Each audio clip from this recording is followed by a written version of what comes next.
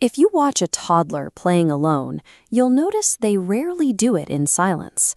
They keep up a continuous, murmuring stream of babble, narrating their own actions or whispering to a toy. From an evolutionary perspective, this is a puzzle. The human brain consumes a massive amount of calories during its peak developmental window. Why spend so much energy talking to an empty room? The answer to this puzzle lies in the work of early 20th century psychologist Lev Vygotsky and his sociocultural theory of cognitive development.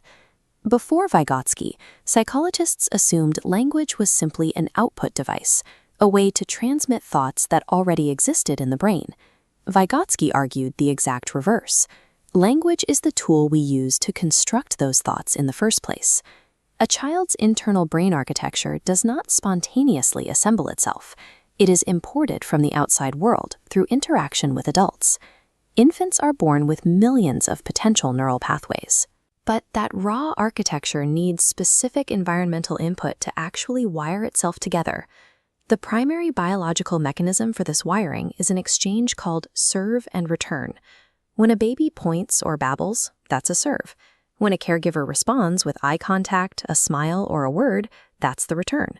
When a parent names a toy or narrates a walk in the park, they are handing over the cultural tool of language to the infant.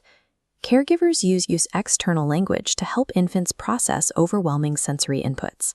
By labeling a feeling, saying, "You look frustrated," the adult moves the child's neural activity away from raw emotion and into the linguistic centers of the brain. This builds what neuroscientists call executive function. Think of it as the brain's internal air traffic control system, responsible for planning, filtering distractions, and managing impulses. In a newborn, this system barely exists, so the caregiver acts as their external executive function. Through constant, responsive conversation, parents effectively loan out their own fully developed prefrontal cortex, providing the external blueprint the child needs to build their internal control. By the time that child is 2 or 3 years old, they start wielding this tool of language independently to guide their own behavior. But there is a biological limit at this age. Their working memory and their own logic center, what we can call the upstairs brain, are still too underdeveloped to process multi-step instructions silently.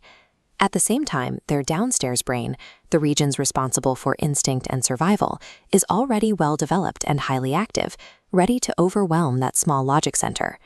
To bridge this gap, the child speaks out loud. This auditory scaffolding acts as a manual override, giving their developing upstairs brain the physical reinforcement it needs to process commands and regain control. When a toddler reaches for a hot stove and says, no hit," out loud, they aren't having an imaginary conversation. The physical act of speaking the words is the only way their logic center can successfully rein in their impulse. This private speech is the child's observable method of developing neurological self-control. This chart maps how executive function builds into early adulthood, marked by a steep trajectory after age 5. As the brain's proficiency surges, the physical scaffolding of private speech fades. Loud talking drops to whispers, then silent lip movements, until it disappears entirely. This final, internalized state is what psychologists call inner speech. It is the silent monologue we experience every day as adult thought and reasoning.